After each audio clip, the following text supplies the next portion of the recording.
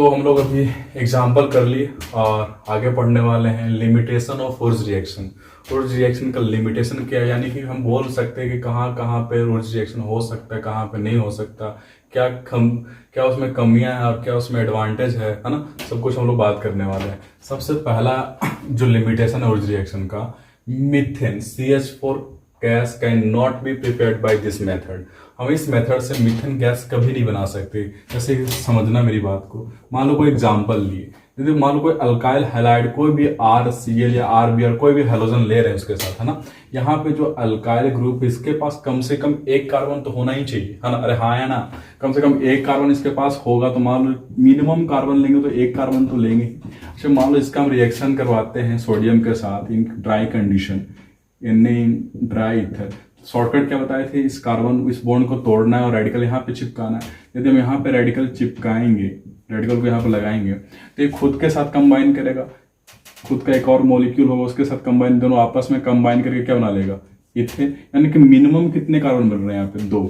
यानी कम से कम 2 कार्बन का प्रोडक्ट बनने वाला है। मिनिमम 2 कार्बन का प्रोडक्ट बनेगा ही बनेगा। यानी कभी भी एक कार्बन का प्रोडक्ट नहीं बनने वाला। यानी कि मीथेन गैस हम कभी भी बना ही नहीं सकते। तो एक और शॉर्टकट देखने वाली बात है, रिएक्शन करवा रहे हैं तो जो प्रोडक्ट बन रहा है उसमें कितने कार्बन है, 2 इवन है या ऑड है। यानी कि इवन कार्बन का जो अल्केन बनने वाला है। ध्यान दे, सेकंड कंडीशन क्या था इसका, reaction is good for preparation of even alkane. यानी कि इवन अल्केन यदि हमको बनाना है तो उस reaction is the best reaction, है ना। कैसे, मान लो यहाँ पे हम एक कार्बन का चेन लिए थे, एक कार्बन के हेलोजन लिए थे उसके साथ, तो यहाँ पे कितना कार्बन बना था, 2। मान लो यहाँ पे 2 कार्बन लेते, CH3 CH2 Cl, और इसके साथ हम रिएक्शन करवाते। शॉर्टकट क्या बताए थे आपको, इस बॉन्ड को तोड़ देना है, तोड़ने के बाद रेडिकल यहाँ पे बनाना है। तो रेडिकल हम बनाएंगे तो CH3 CH2 रेडिकल, इस तरह से एक और बना होगा CH2 CH3 रेडिकल। अब दोनों को क्या करना, आपस में जोड़ देना होता था। यदि आपस में इसको हम जोड़ देते हैं तो यहाँ पे नंबर ऑफ कार्बन कितने हैं, 1 2 3 4, यानी कि इवन नंबर का प्रोडक्ट मिल रहा है। यहाँ भी कितना था, 1 और 2, यहाँ भी इवन था। लेकिन यहाँ पे रिएक्टेंट में कार्बन कितना था, ऑड। यहाँ रिएक्टेंट में कार्बन कितना है, इवन। यानी कि रिएक्टेंट में इवन हो या ऑड हो, लेकिन फाइनली बनना क्या है, इवन ही बनना है। यानी कि इसका मतलब ये हम बोल सकते हैं कि reaction is good for preparation of even alkane. अच्छा, मान लो यदि हम ऑड अल्केन बनाना चाहते हैं तो हम क्या करेंगे, एक ये ले लेंगे और एक ये ले लेंगे। तो एक रेडिकल यहाँ पे, एक रेडिकल यहाँ पे। मान लो यहाँ से CH3 रेडिकल बना और यहाँ से CH2 CH3 रेडिकल बनेगा। हम इन दोनों को आपस में जोड़ देंगे। जैसे इन दोनों को तुम आपस में जोड़ोगे तो बनने वाली चीज क्या होगी, प्रोपेन होगी। नॉर्मल प्रोपेन, देखो ध्यान दो, 1 2 3 कार्बन का चाहिए। अच्छा, यदि इसके साथ रिएक्शन करवा रहे थे, खुद के साथ भी करेगा, ये भी खुद के साथ करेगा, तो एक प्रोडक्ट ये भी बनने वाला था CH3 खुद के साथ जुड़ जाता। अच्छा, ये भी खुद के साथ जुड़ सकता था, तो एक प्रोडक्ट ये भी बनने वाला था CH3 CH2 देखो यहाँ पे इवन, यहाँ भी इवन, लेकिन ये क्या बन गया, ऑड। यानी कि जब हम ऑड अल्केन बनाना चाहते हैं तो यहाँ पे मिक्सचर बनेगा, इवन और ऑड दोनों बनेगा। इसलिए ये मेथड ऑड अल्केन बनाने के लिए बेस्ट नहीं है, ये मेथड इवन अल्केन बनाने के लिए बेस्ट मेथड है ना। नेक्स्ट प्रॉपर्टी पे हम लोग ध्यान देते हैं, कह रहा है इफ R, यानी कि जो अल्काइल ग्रुप है, ये जो ग्रुप है ना alkyl group R, if R is tertiary, यदि अल्काइल ग्रुप टर्शियरी होगा तो yield of alkane is very low. यानी कि जो प्रोडक्ट में जो अल्केन बनने वाला बहुत कम बनेगा। क्यों, अभी कुछ देर पहले हम लोग लिए थे कि मान लो यहाँ पे 3 डिग्री का हेलोजन के साथ ले लेते हैं, 3 डिग्री के अल्काइल हैलाइड, तो यहाँ पे तुम बॉन्ड तोड़ के यहाँ रेडिकल बनाओगे, तो जैसे ही रेडिकल बनाओगे तो ये रेडिकल क्या होगा, खुद के मॉलिक्यूल के साथ कंबाइन करना चाहेगा। अच्छा बताओ, कॉम्बिनेशन यहाँ पे रिएक्शन हो पाएगा क्या, कि इसके पास भी 3 बल्कि ग्रुप है, इसके पास भी 3 बल्कि ग्रुप है, आपस में रिपल्सन करने कंबाइन कभी भी नहीं हो सकता था। यानी कॉम्बिनेशन रिएक्शन यहाँ पे हो ही नहीं सकता। तो दूसरा ऑप्शन क्या था, डिसप्रोपोर्शनल रिएक्शन होने का। यानी कि यहाँ पे जो प्रोडक्ट बनने वाला वो क्या बनने वाला है, डिसप्रोपोर्शनल रिएक्शन का प्रोडक्ट बनने वाला है ना। तो इस बात का ये वेरी वेरी इंपॉर्टेंट पॉइंट है, इसको आपको ख्याल रखना पड़ेगा। नेक्स्ट क्या है, reaction is carried out in dry condition. इसका मतलब क्या है, कुछ रिएक्शन को हम लोग ड्राई कंडीशन में क्यों करते हैं, देखो सोडियम क्या है, एक एक्टिव मेटल है। यदि मान लो यहाँ पे वाटर लिए होते, मान लो यहाँ पे हम ड्राई इथर ना लेकर वहां पे क्या लिए होते, वाटर H2O लिए होते, तो सोडियम क्या करता है, इस वाटर के साथ रिएक्ट कर जाता है, इसका एसिडिक गैस निकाल देता। यदि ये खुद सॉल्वेंट के साथ रिएक्ट कर जा रहा है तो रिएक्शन प्रोडक्टिव होगा क्या?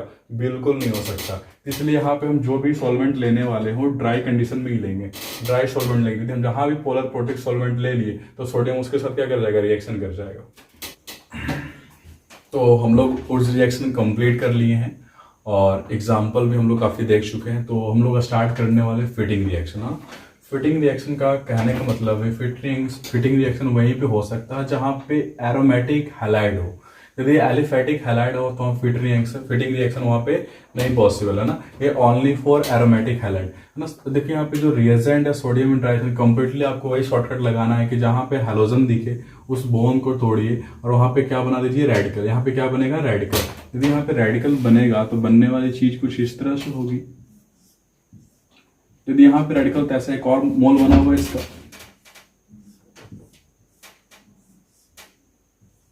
यहाँ भी रेडिकल। अब इन दोनों क्या करेगा? आपस में कंबाइन कर लेगा। इन दोनों आपस में कंबाइन करने से क्या होगा? इन दोनों के बीच क्या बन जाएगा? बॉन्ड।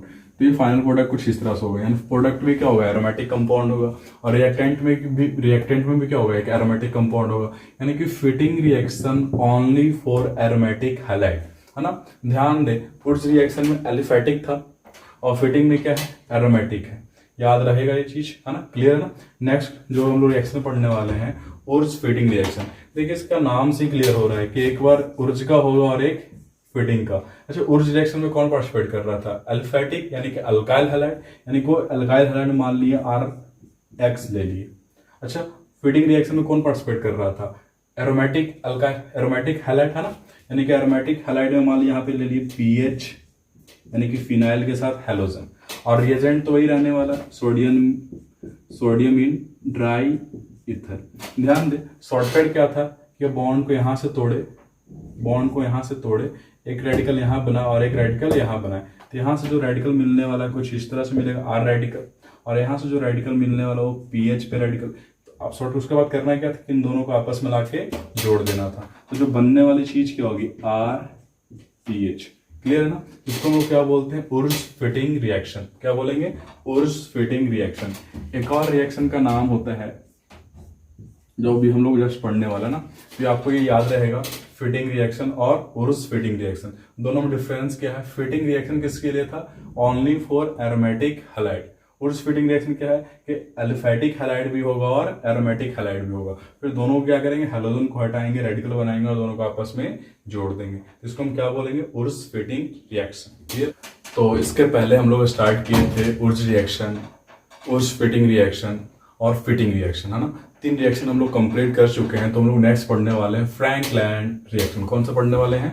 फ्रैंकलैंड रिएक्शन, है ना। ध्यान से समझना, ये भी काफी इंपॉर्टेंट है, बहुत बार दिमाग में रहता नहीं ये चीज, है ना। तो इसको आप लोग इंपॉर्टेंट मार्क कर लेना। ध्यान दो, किसी भी अल्काइल हैलाइड का रिएक्शन यदि हम जिंक के साथ करवाते हैं, किसी भी अल्काइल हैलाइड का रिएक्शन यदि हम जिंक के साथ करवाते हैं तो बनने वाली चीज क्या होगी? अल्केन। ये बनती कैसे है ना, हम थोड़ा सा मैग्नीशियम पे ध्यान देंगे। सबसे पहले हम बात करेंगे, मान लो कोई अल्काइल हैलाइड RX है, यहाँ पे कोई भी अल्काइल ले सकते हैं, है ना, methyl chloride, methyl bromide, methyl chloride, कुछ भी ले सकते हैं ना। यदि हम इसका रिएक्शन जिंक के साथ करवाते हैं तो आपको एक बात याद होगी, आप लोगों ने ग्रिग्नार्ड रिएजेंट के बारे में पढ़ा होगा। ग्रिग्नार्ड रिएजेंट क्या होता था कि मान लो कोई RX है और इसका रिएक्शन यदि Mg के साथ करवाते हैं तो Mg क्या करेगा? इन दोनों के बीच में जाके इंसर्ट हो जाता था, यानी कि बनाता था RMgX। इसी को हम लोग क्या बोलते थे? Grignard reagent. अच्छा, मैग्नीशियम क्या है? मेटल है, तो मेटल पे कौन सा चार्ज होगा? पॉजिटिव। उसी तरह जस्ट 2 कॉपी वैसे ही होता है यहाँ पे जिंक क्या है? मेटल क्या करेगा? इसके बीच जाके इंसर्ट हो जाएगा, यानी कि बनने वाली चीज क्या है? RZnX। इसको हम लोग बोलते हैं फ्रैंकलैंड रिएजेंट। क्या बोलेंगे? फ्रैंकलैंड रिएजेंट, है ना। अच्छा, जो फ्रैंकलैंड रिएजेंट है इस पे पॉजिटिव बन रहा होगा, इस पे नेगेटिव बन रहा होगा, क्या ये न्यूक्लियोफिलिक नेचर रखेगा? अरे हाँ, है ना। क्या ये न्यूक्लियोफिलिक नेचर रखेगा?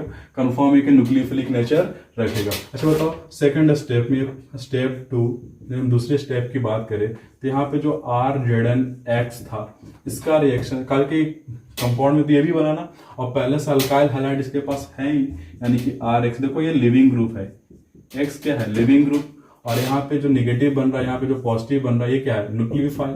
क्या है ये? न्यूक्लियोफाइल। क्या ये 1 डिग्री का कार्बोहाइड्रेट है? यदि 1 डिग्री का तो डायरेक्ट पीछे से अटैक करेगा और यहाँ से इसको निकाल देगा। यहाँ पे जो रिएक्शन होने वाला वो SN2 रिएक्शन होगा। कौन सा रिएक्शन होगा? SN2। देखो एक स्टेप में अटैक करके निकाल रहा है, यानी कि देखो इस R और इस R के बीच बॉन्ड बनने वाला है। यहाँ पे जो फाइनल प्रोडक्ट बनेगा वो क्या बनेगा? R, यानी कि यहाँ से क्या मिलने वाला है? अल्केन। यहाँ से क्या बनने वाला है? अल्केन। क्लियर है? कर लो यार, बहुत सिंपल है यार, बहुत आसानी से कर सकते हो ऐसे एग्जाम्पल, है ना।